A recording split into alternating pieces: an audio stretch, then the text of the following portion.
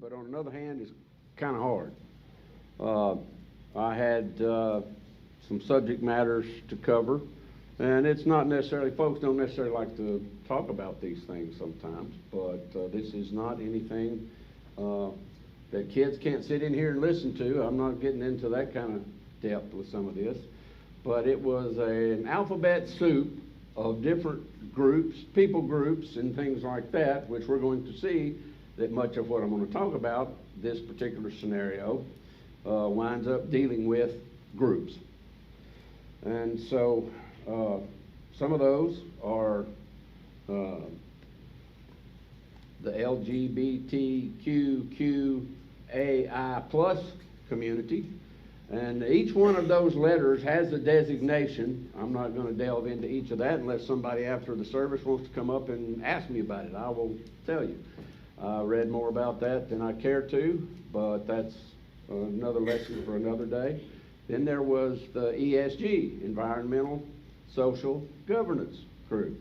There's BLM, Black Lives Matter Group. The CT Group, Critical Theory. The CRT Group, Critical Race Theory.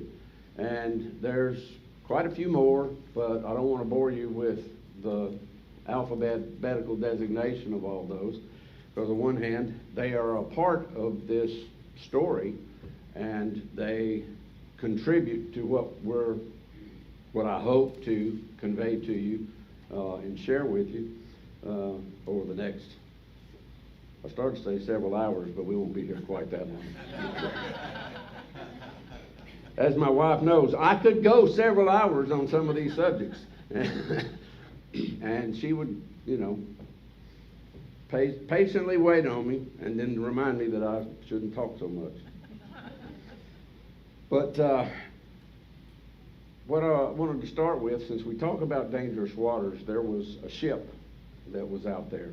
And in the distance, he could see another light. And they were going straight on with each other.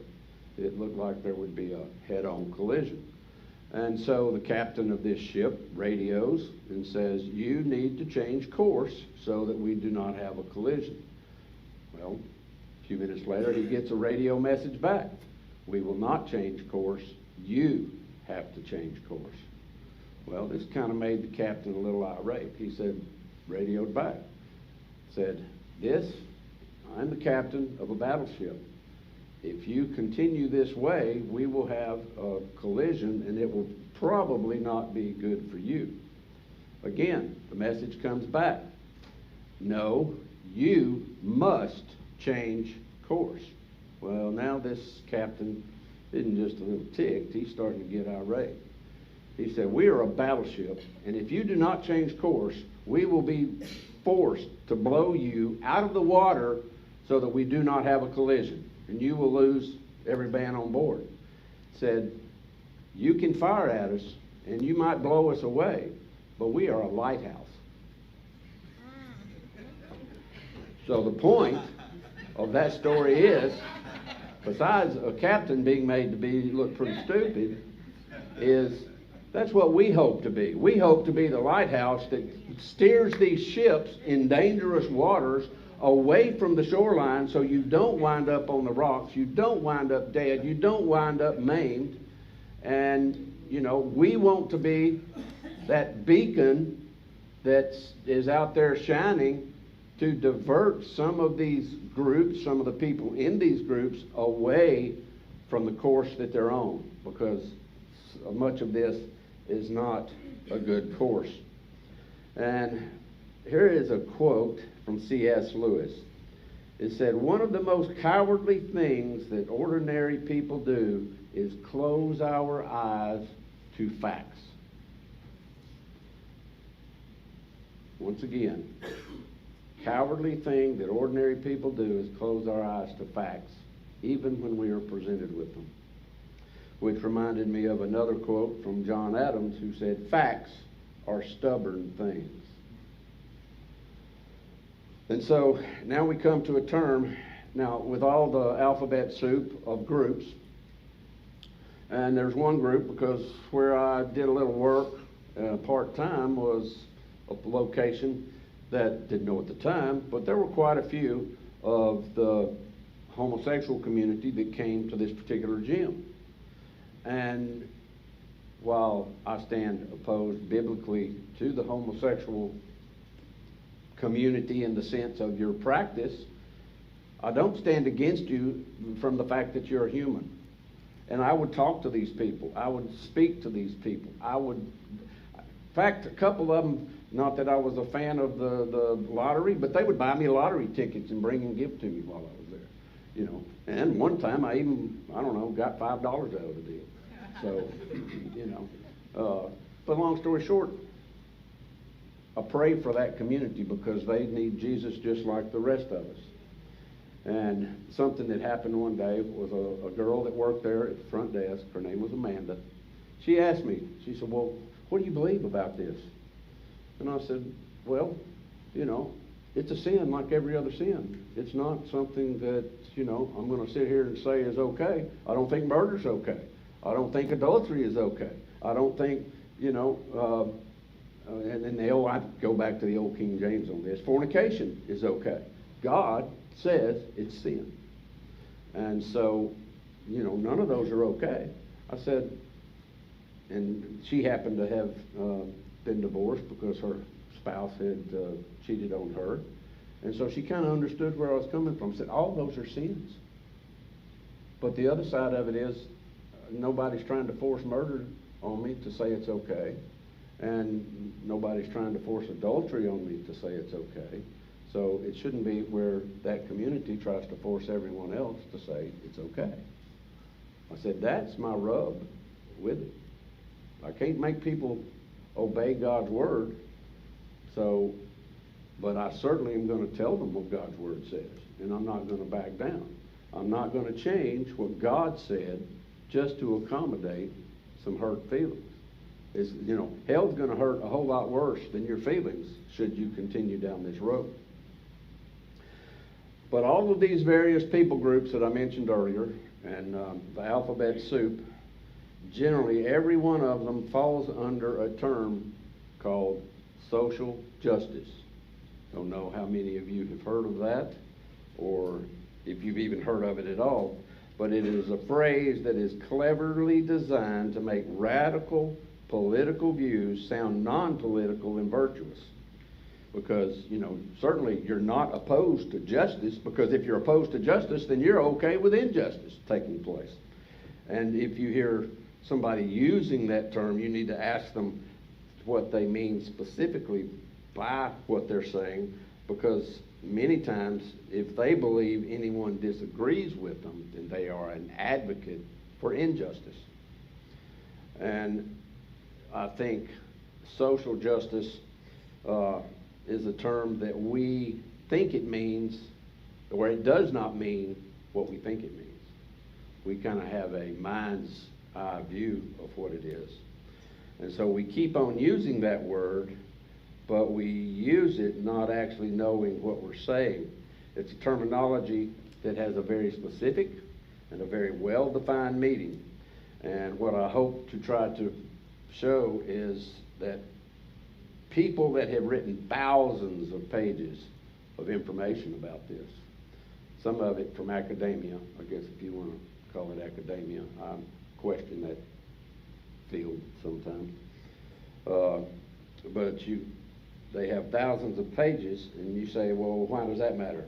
Because from the beginning of time, God has demanded justice.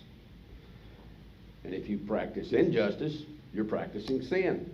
And if social justice is truly justice, then anything that doesn't align with social justice would be sin.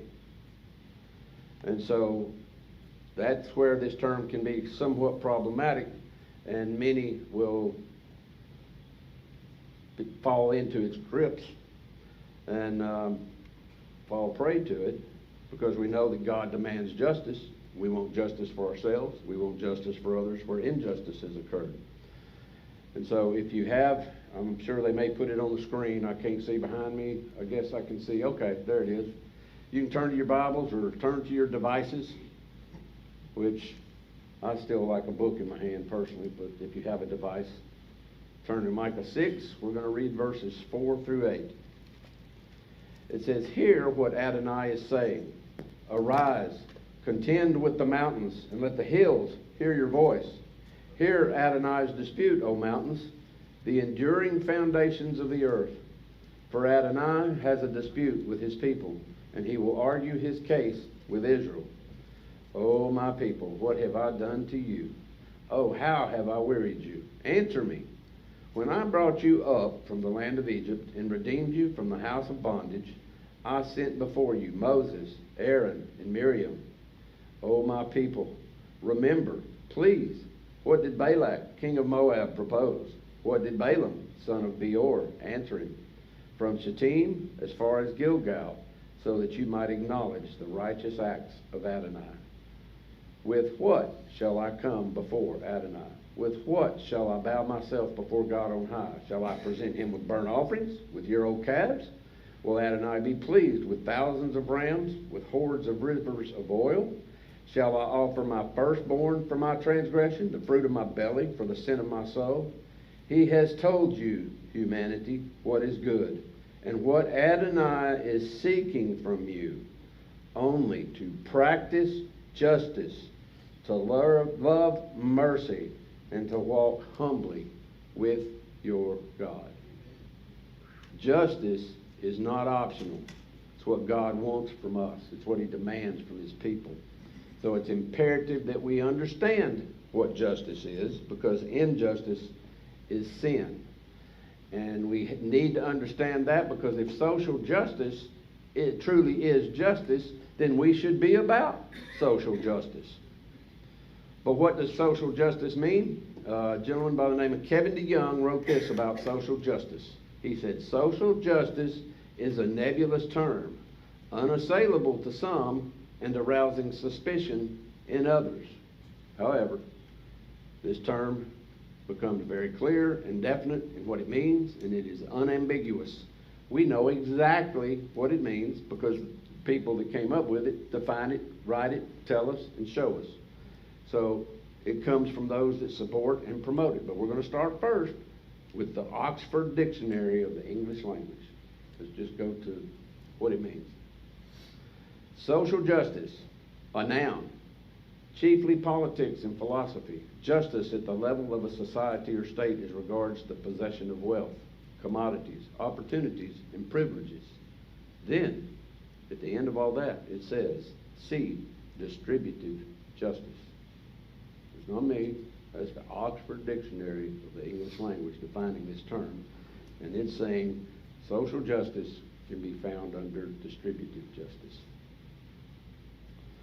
And there's a large quantity of academic literature that lays out and defines social justice. Another gentleman, William Young, who is in academic social science and social justice, he writes, while often and in amorphous terms, social justice has evolved to generally mean state redistribution of advantages and resources to disadvantaged groups to satisfy their rights and social and economic equality. Social justice is state redistribution, and that's what social justice means. From a biblical perspective, justice is a heart issue and a law of God issue. And if the law of God says for you to do that, then it is unjust. If the law of God says this, but your heart goes toward that, it's unjust. Social justice is not a heart issue. Social justice, by definition, is a state issue. And it's a state issue that is about redistribution, and that is about advantages and resources to disadvantaged groups. Social justice is not about individuals. It is about groups. To me, God is interested in each one of us. Everybody sitting in here is made in the image of God. He cares about you. If he didn't, he wouldn't have sent his son. He died for every one of us. And so, the social justice doesn't look at the individual, because it is about advantages and resources to disadvantaged groups.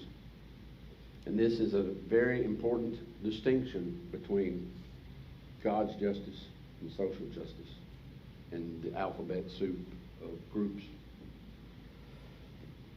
The references from some of these academic papers that I'll read and talk to you about here in a minute they show up in areas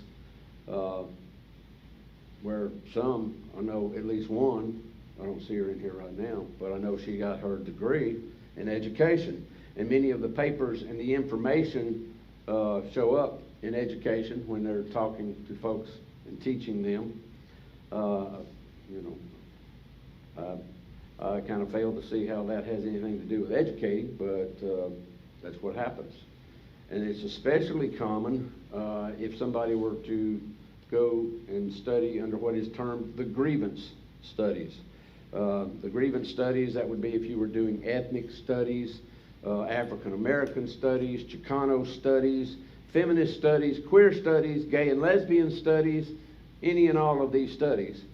And just for the record, as odd as it may sound, you can get degrees in every one of those subject matters. I figure they're going to come up with underwater basket weaving before long. I think some of those that are teaching this have been practicing the underwater basket weaving and have been oxygen deprived for some time. But the books, the papers, and the articles that will be referenced are the mainstays in these studies. It even goes into the political science field.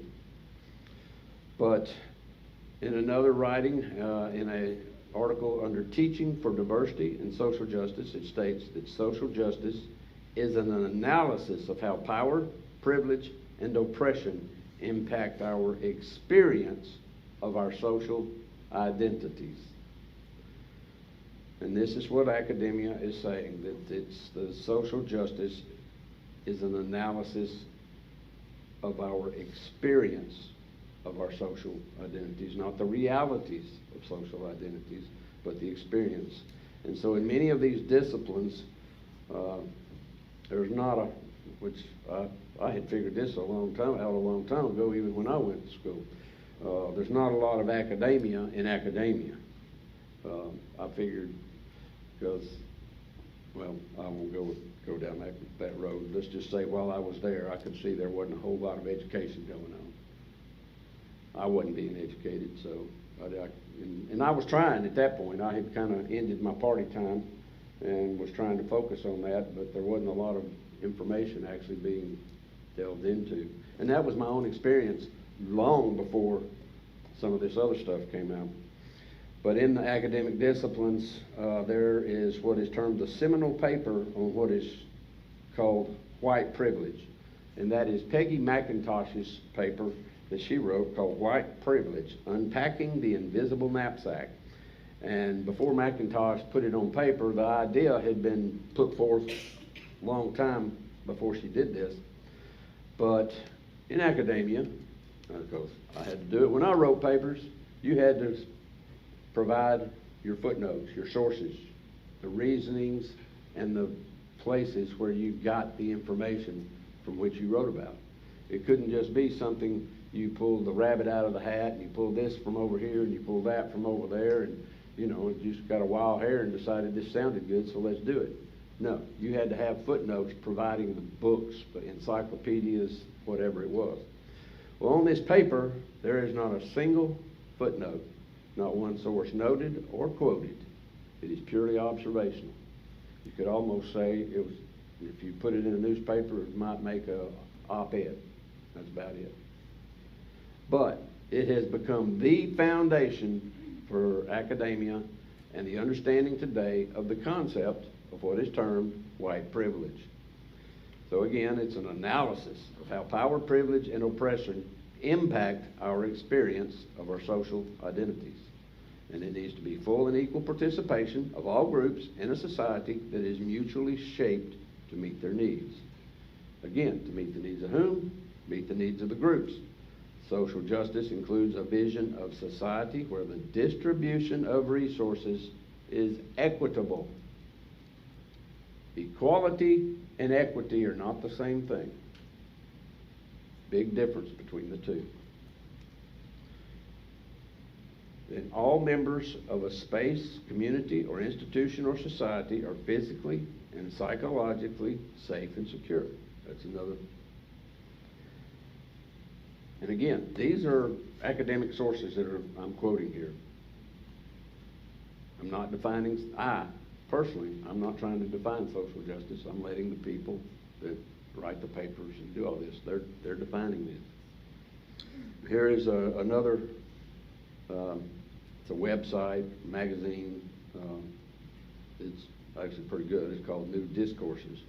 But they put a stark warning out about social justice.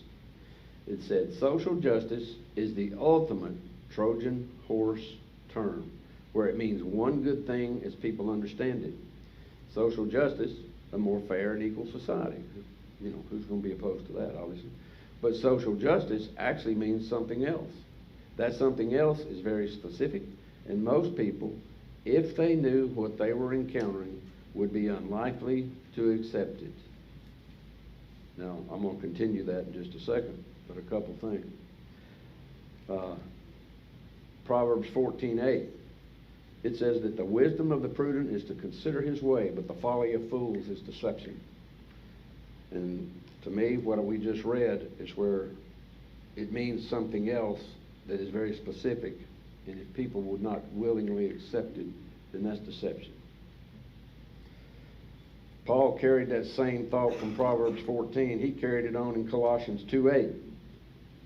Said, see that no one takes you captive through philosophy and empty deception, according to the tradition of men and the basic principles of the world, rather than Messiah. What we're reading about, what I'm speaking on, are the principles of the world. Social justice sounds good, but is it really all that good? And continuing the quote from New Discourses, the idea advertised by the phrase social justice doesn't match the ideology and worldview bearing the seemingly identical name. Social justice means something more specific. It means critical social justice. The term critical social justice is not just used by opponents of social justice, but another writer and proponent in this social justice equation, Robin DiAngelo, wrote her book called White Fragility and Is Everybody Equal? Both of these books are used in a lot of schools and uses the term.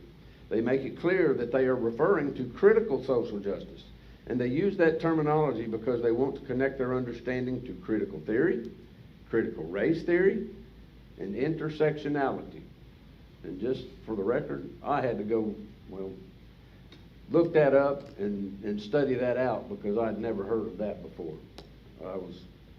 I will explain that in a minute so you won't be in the dark like I was when I started reading that, but shed a little light. And the whole purpose of me speaking on this topic and these things today is to shed light. I can only hope, y'all have to decide whether I am or not, I'm being that lighthouse trying to steer the ships away from the shoreline.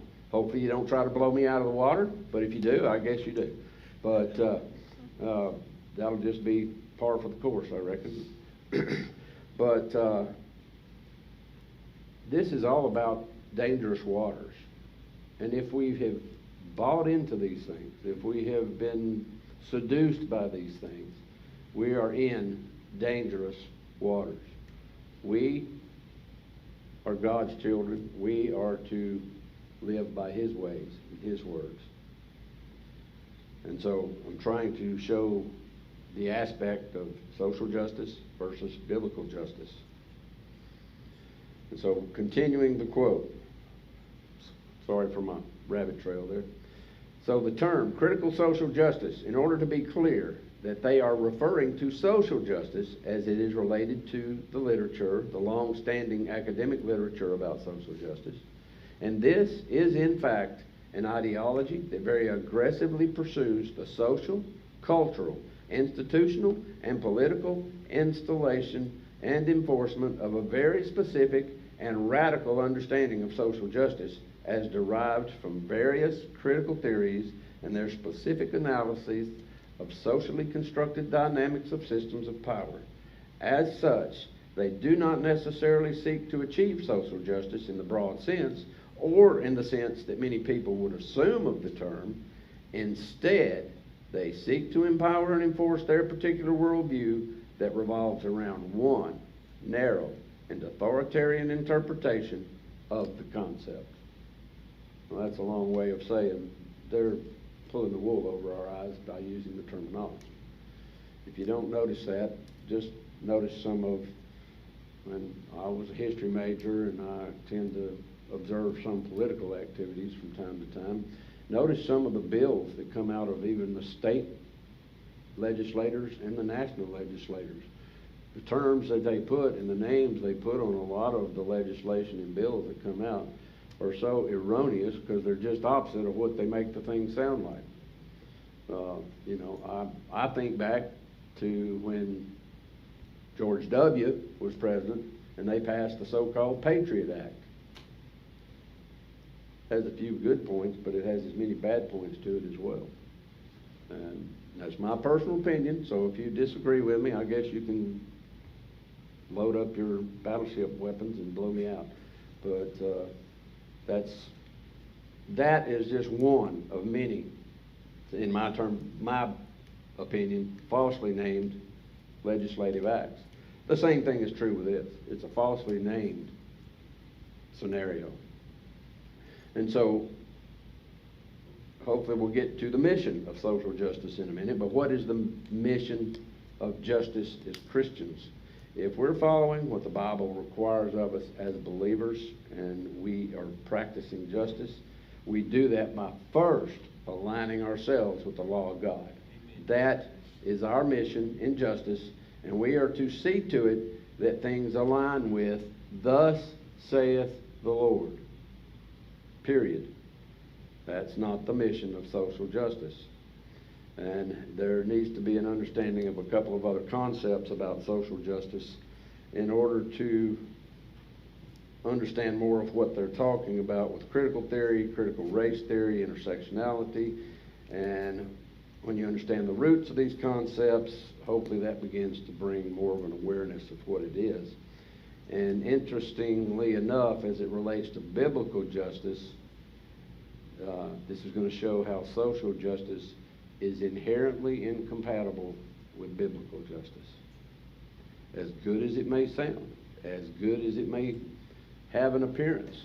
You know, what kept coming to my mind with all this was, you know, Paul wrote that, you know, even Satan comes appearing to be an angel of light. And so many of these things have an appearance of doing good, but then turn around and smack you upside the head and want to bring you down. And so if you look at critical theory, critical race theory, intersectionality, it's all a part of a very long line of ideas and ideology that goes all the way back to Karl Marx. Oh yeah, the creator of Marxism/socialism and his idea of conflict theory, which for him it was a way of explaining sociology and the relationships between people. And what he saw is the bottom line of the relationships with people is a conflict between limited resources. And so the idea of the bourgeois and the proletariat and the haves, the have-nots, and the whole idea of Marxism versus capitalism is rooted and grounded in conflict theory. But rather than coming to us straight from Marx, it kind of had a filter. Some folks call a buffer. You can put up whatever term you want to it. But Antonio Gramsci, I don't know how much reading or anybody in here has ever done on these things. I had heard of Gramsci, and let's just put it, he wasn't a very good dude either. He added his flavor to this. He was an Italian Marxist. He was actually involved in the government system in Italy until he started trying to practice what he was preaching, and it didn't fly too well for him, and he spent 20 years in prison for it. But most of what we have coming to us today comes from him. And after Karl Marx had presented his ideas, the Bolshevik Revolution did occur, but nothing after that, you know. And so you don't see the proletariat. And in case you're wondering who that is, that would be me and you. We're just common folk. You know, we rednecks and cowboys and whatever else you want to call it, that's us. And the bourgeois, or bourgeoisie, that would be the ruling class, if you want to term it that way. But the Bolshevik Revolution had occurred, but nothing after that. And so we don't see the proletariat all around the world rising up because of the sins and evils of capitalism. And so Gramsci tried to figure out, okay, what's wrong with this picture here? This is not what we had envisioned. And so while he was sitting in prison, he had plenty of time to think on it, 20 years to be exact. So he came up with this idea, and it's in his notes, and he determined that there was something keeping the people from realizing how evil capitalism was. And he comes up with this idea of hegemony. Hegemony is the concept that there is a ruling group in a culture or in a society, and they establish the rules of the game, and they establish the rules of the game in order to benefit themselves and those like them. Then they seek to oppress all other groups. This power structure and this power struggle is the oppressors and the oppressed, and where you fall, it depends on what group you belong to. And you can say, okay, all this is well and good. What's that got to do with social justice? Well, you find that in the literature here in our own country, in the U.S. of A., that hegemony is generally thought of as the oppressor and oppressed paradigm, and the whole world is divided into these two groups. And you think in these terms, then, you know, who would be the oppressor here in America? Who would you think would be the oppressor? Some might say rich people. Some say white people. Some might say, you know, the 1%, the Jews. They've had thrown out a different analogy for that. But here's what critical social justice says are the oppressors in America. It is white, male, heterosexual, cisgendered, able-bodied, native-born Christian. And there's a few other things that make the list, but those are the top ones that make the list. And in case you're wondering, cisgendered, I had to look this one up too. That was a whole new term for me. But if you identify with the birth gender that God gave you and you are not transgender, that is cisgender. So maybe I at least gave you an education on that today, if nothing else. Most of us have heard, I would think, I know I have, but heard of male privilege, white privilege, and back to Peggy McIntosh and her paper. She wrote the go-to paper, as we mentioned, but she comes at this from the perspective of feminist studies and dealing with male privilege. And she equates male privilege with white privilege, and that, you know, we can say we've heard of those two, but have you heard of Christian privilege? And just in case you thought this thought crossed your mind, I'm not making it up. It's out there. In the literature of the social justice movement, Christian privilege is defined as a major source of oppression in Western culture, and particularly in American culture. Christian privilege is as evil as white privilege. Christianity is the oppressor. So, if Christianity is the oppressor and social justice is about alleviating that pressure, social justice has to be opposed to what? Short answer, Christianity. So the two are not even remotely compatible. They are not about the same things. Because for many in the social justice movement, Christianity is the source of oppression. Not just a source, it is the source of oppression. So there's a gentleman by the name of Joe Fagan in the social justice movement writing about the mission of social justice, and he writes, as I see it, social justice requires resource equity. And as I said earlier, equity and equality mean different things. And I'll divert for a minute to kind of explain equality and equity before I get back to Joe's statement. Equality has to do with people being viewed and treated equally under the law. Basically, what our Constitution states. You should be, it doesn't matter what color you are, I'll start to say race. I really don't like to use the term race. There's only one race, the human race. God created it that way. There's ethnicities. And if you're in question on that, I would recommend Ken Ham's presentation about that. He's on YouTube. You can find him. But I like the fact that there's one race. We're all in it. There's not multiple races. But equality means we're viewed and treated equally under the law, whoever you are. Equity is about outcomes. Equality says that, I covered that, never mind. Social justice is not about equality, it's about equity. And one example is equality would say, if we're going to have entrance exams for school, we're going to take the best students as they qualify. Equity would say, we looked at our entrance exams and we end up with a less than representative group of individuals. That is not equitable.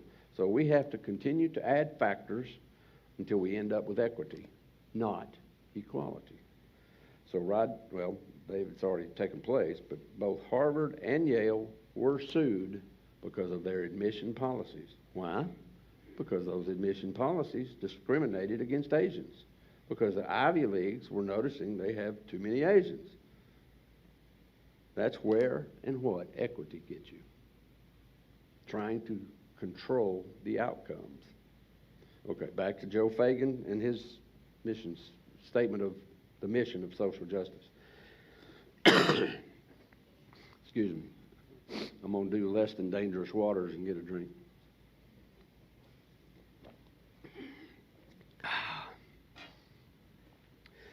As I see it, Fagan wrote, he sees social justice requires resource equity, fairness, and respect for diversity, as well as the eradication of existing forms of social oppression. Remember, Christianity is one of those existing forms of social oppressions. Social justice entails a redistribution of resources from those that have unjustly gained them to those that justly deserve them. My question with that was, how do you know they were unjustly gained, and who is those that justly deserve them? And it also means creating and ensuring processes of truly democratic participation in decision-making.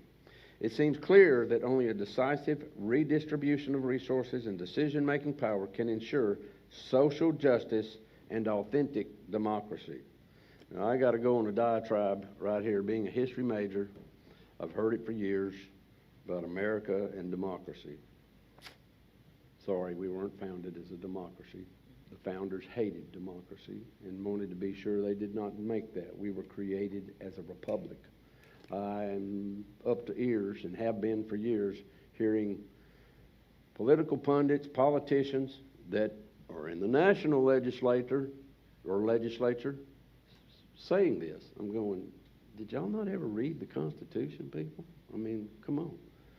You don't have to read it but maybe once a year. Read your Bible every day, but at least read that once a year. It doesn't take long. It might take you 30 minutes.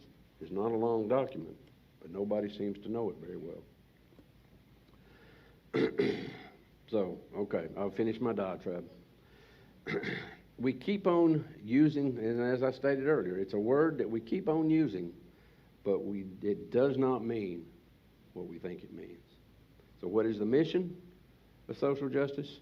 First, you identify disadvantaged groups.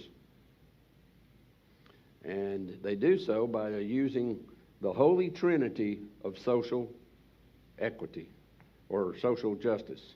It's diversity, equity, and inclusion. You ever heard of those terms? Diversity, equity, and inclusion. Now, diversity has to do with identifying these disparate groups, and they continue to multiply, such as the LGBTQSAIP+.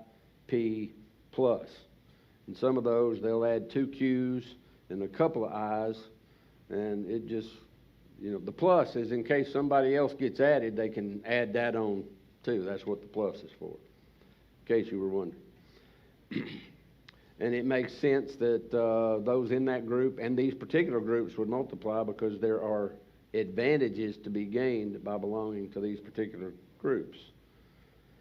Equity, we covered that a minute ago, and it has to do with the outcomes. Inclusion, that is the way that we pursue the inclusion of all these diverse groups and in whatever the thing is that we're doing.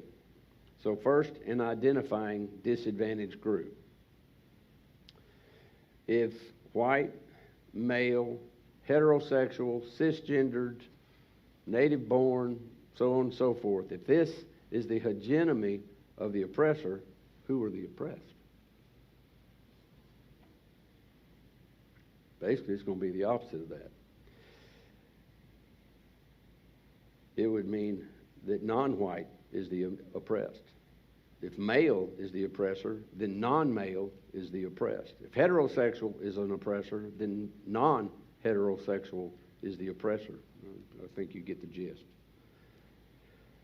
So what diversity does is that it identifies as many of these groups as possible and says, okay, our goal is to have the inclusion of as many of these groups as we possibly can.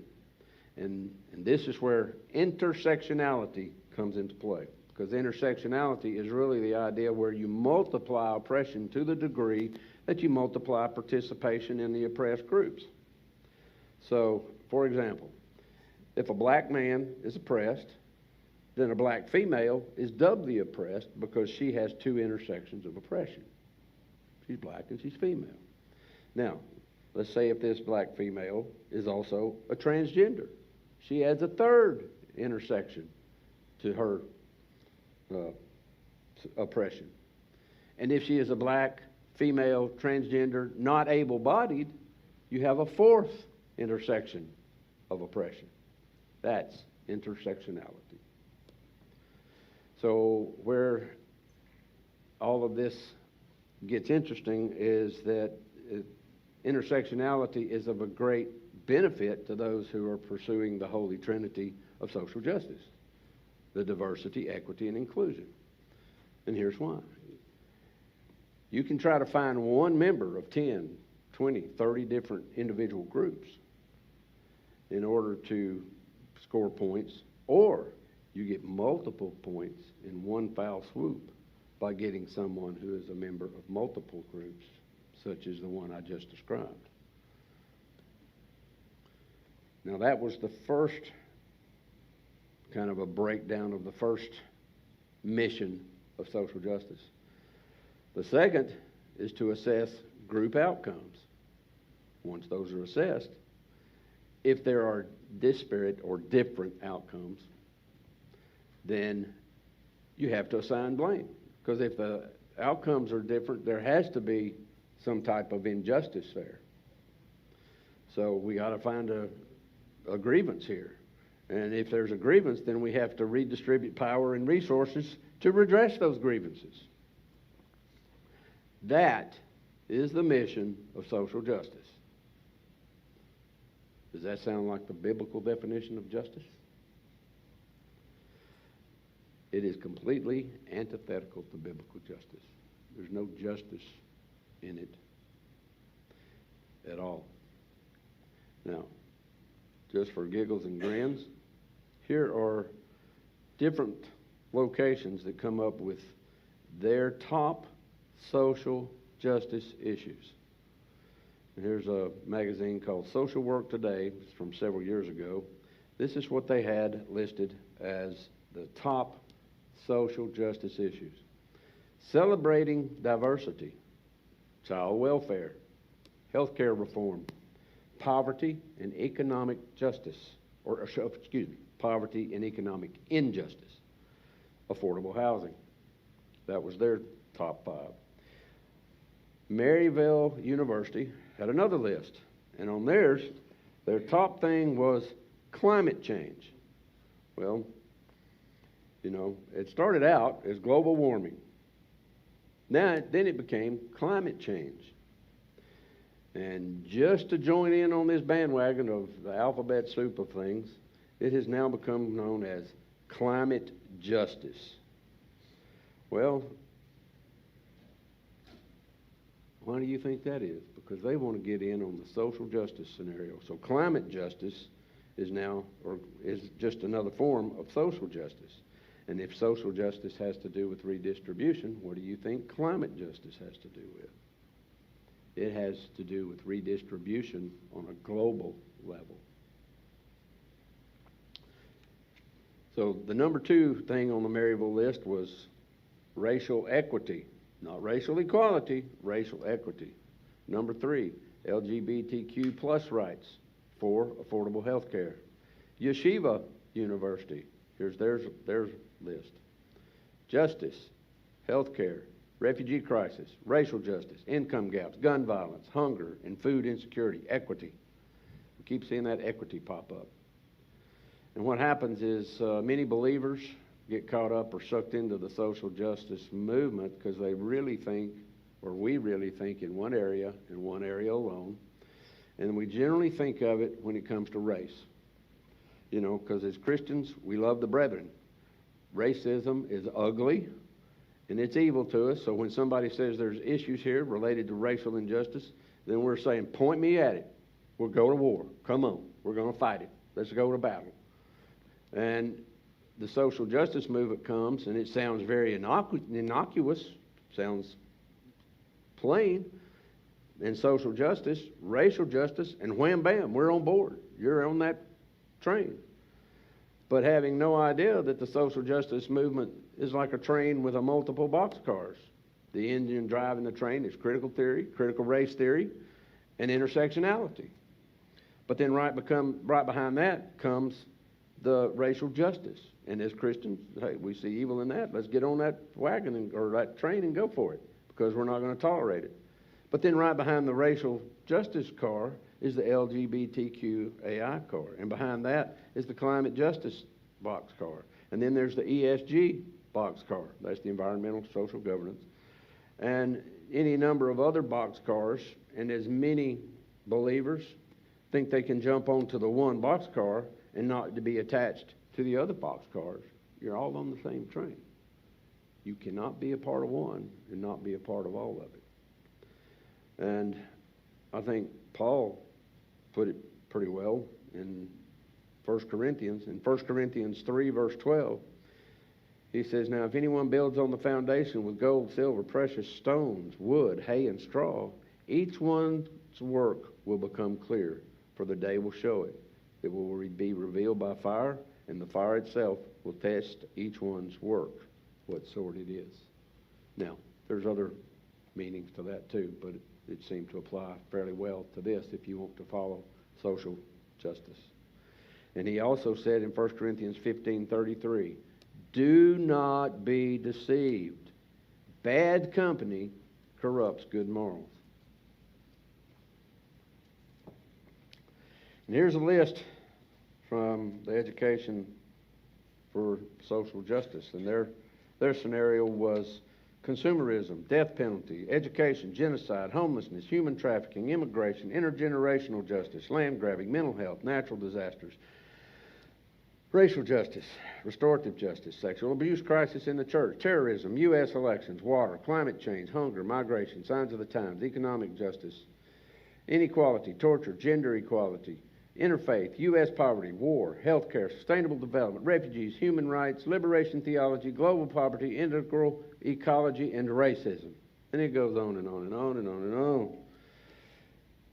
You got to check different places, you get different things as far as what they view as a social justice issue, because they view everything as a social justice issue.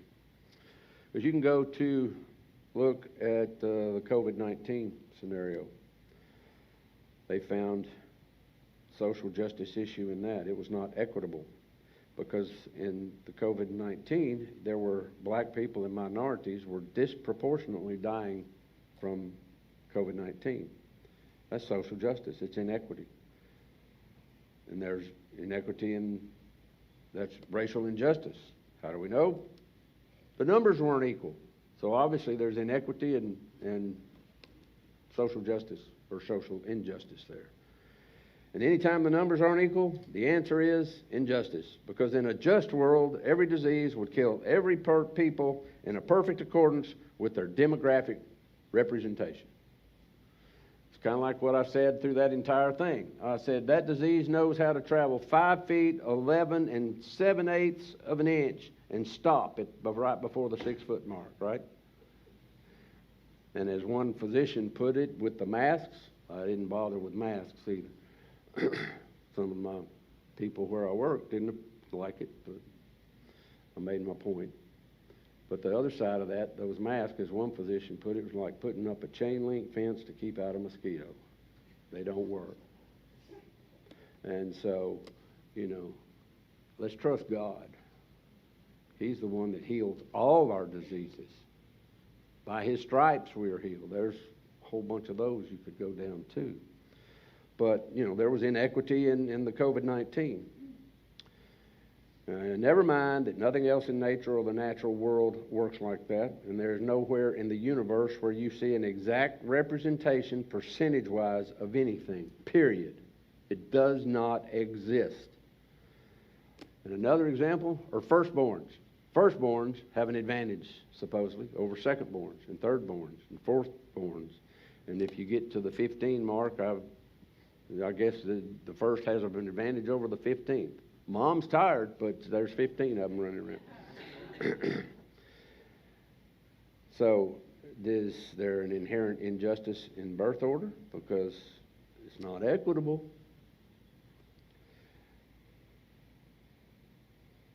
And another thing with the social justice movement, it has to get to its conclusions by force. And when I'm saying this is not a straw man or a red herring, because if you start with that, the end conclusion has to be that you're doing it by force. And there's a gentleman by the name of Ibram X. Kendi. You may have heard of him, maybe not. If you've read anything about social justice, you've probably heard of him. He has written a book about how to be an anti-racist. His book is being used in government agencies, universities, Fortune 500 companies, and along with that, the two most popular books being used for diversity training are the Robin DiAngelo's White Fragility and Ibram X. Kendi's How to Be an Anti-Racist. And his ideas are everywhere. Churches are using his book. Fortune 500 companies are using his book. Government agencies are using his book. And they are hiring the man to come in and speak to them on all these things. Now, I don't know about you, but I don't get between $20,000 and $40,000 an hour to go talk to anybody anywhere, but he does. And these big companies are falling all over themselves trying to book the man. I'd have been good for having 20 or 40,000 just for, in some years, just in the year, much less for an hour, because some years were pretty doggone lean. But anyhow, that's him. But anyhow, he had proposed an amendment to the Constitution, an anti-racist amendment. And he starts his proposed amendment with, to fix the original sin of racism. And that takes us over to what is called, and you may have heard of this, the 1619 Project, because this was about moving our understanding of the founding of America from 1776 to 1619. Because if the founding in 1776, and it remains there, then it's founded on some pretty good principles and some pretty good ideas with documents to back it up. But if it's seen as 1619, when the first slaves came, then America is rooted and grounded in the original sin of slavery and racism. And that's the bottom line of the 1619 Project, to move the founding away from what it was founded on. So, getting back to Kendi's proposed amendment, to fix the original sin of racism, America should pass an anti-racist amendment to the Constitution that enshrines two anti-racist principles. One, racial inequity is evident of racist policy. And two, the different racial groups are equals. I figure that's already in the Constitution and in even other amendments later. He, too, apparently has not read it. The amendment would make unconstitutional racial inequity, not racial equality, racial inequity over a certain threshold. Equity is about outcomes, so if you have different outcomes over a certain threshold, it would be unconstitutional. As well as racist ideas by public officials, with racist ideas and public officials having been clearly defined.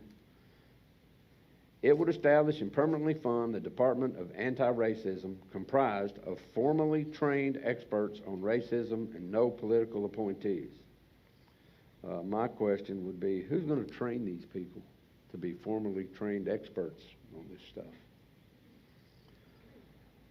And the DOA, or the Department of Anti-Racism, would be responsible for pre-clearing all local, state, and federal public policies to ensure they won't yield inequity. Monitor those policies, investigate private racial policies when racial inequities surface, and monitor public officials for expressions of racist ideas. The Department of Anti-Racism would be empowered with disciplinary tools to wield over public policymakers and officials who do not voluntarily change their racist policy and ideas. In case you hadn't noticed, it has nothing to do with the heart, but everything to do with politics. Politics and power. And is totally 100% antithetical to biblical justice in every way imaginable. Proverbs 21:15 says, "Doing justice brings joy to the righteous and terror to those who do evil." Social justice is really about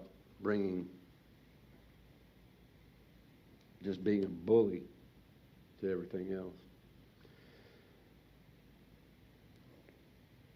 And right now the church, based on social justice, has a big bullseye on her as a major source for these inequities. According to many, it is the root of these inequities.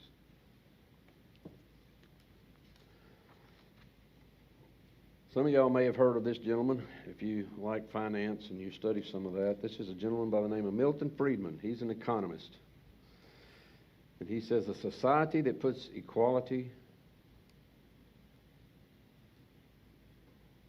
in the sense of the equality of outcomes, or equity, ahead of freedom will wind up with neither equality nor freedom. The use of force to achieve equality will destroy freedom. And the force introduced for good purposes will end up in the hands of people who use it to promote their own interests. That's not how we in the body of Christ function. Or that's not how we in the body of Christ should function. We are not about gaining political power in order to force people to do justice. We should be about the proclamation of the gospel and recognizing that true justice must and can only come from transformed hearts through the person of Jesus Christ. And our greatest political desire is the freedom to proclaim Jesus Christ in the marketplace of ideas. But critical social justice will ultimately not tolerate the proclamation of that gospel in the marketplace, because it is a source and a means of oppression. So we must pursue justice, because injustice is sin. And what has been discovered is that the difference between biblical justice and social justice is that we're probably looking at the wrong side of it. We've been saying that here's what the Bible would say, and we're required to do justice this way, and social justice says justice is required here. The difference is not necessarily in the application of justice. The difference is in the way we define injustice.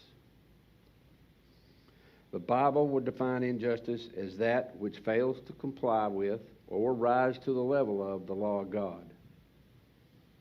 That's the biblical definition of injustice. And it comes down to, in nearly every circumstance, submitting to the law of God. But social justice defines injustice as anything that produces or allows an inequitable outcome. And here's an example. You can go to your Bible and find inequitable outcomes. Go to the parable of the talents. Did everybody get the same amount of talents? Did everybody get the And, the parable of the 10 virgins. That was inequitable. 5 didn't have enough oil. Well, tough cookies, dude. You didn't prepare very well, but that's inequitable. In fact, God would be unjust because there are things that He has not done equitably. He has blessed some with more melanin than others. Our brother Chris, he's got more melanin than most. He's got more than me. That's inequitable. That can't be tolerated. And what about people that are taller than me? Our brother Scott, he stands a whole head and a shoulder taller than me. That's inequity. God is just not fair, Well, God likes it the way He designed it. And then you could go on down that road a zillion times, because do we want everybody to be the same height? Do we want everybody to have the same amount of melanin? Do we want everybody to have the same level of intelligence, the same kind of intelligence? When I'm on the highway, probably so, but that's another story. So, do we really want that? I don't think so. But that's the bottom line of what critical social justice is pursuing through diversity, equity, and inclusion. And in wrapping this up, so if the worship team wants to go ahead and come up, that'll be fine. But 1 Corinthians 1, 19 through 20. For it is written, I will destroy the wisdom of the wise and bring to nothing the understanding of the intelligent. Through most of this, I feel that many of these social justice warriors think that they are wise. They think that they are intelligent. They think they are better and know more than the rest of us. While they don't call themselves that in the terms of Marx, I think they believe they are the bourgeois and we are the moronic proletariat. Continuing with 1 Corinthians 1, 19. Where is the wise one? Where is the Torah scholar? Where is the debater of this age? Hasn't God made foolish the wisdom of the world? And with Proverbs 31, 8 through 9. Open your mouth on behalf of those unable to speak, for the justice of all who are destitute. Open your mouth. Judge righteously. Plead the cause of the poor and the needy. We want justice as believers. But what we want in justice is thy kingdom come, thy will be done on earth as it is in heaven. That's the justice that we want. So, hopefully, that has been steering you from troubled waters, dangerous waters, because if you've been a part of any of those are definitely dangerous waters. Dangerous waters generally kill people unless you find a way of escape and a hand that reaches down, as Jesus did with Peter, and lifts him up out. So I will close and leave you with those thoughts.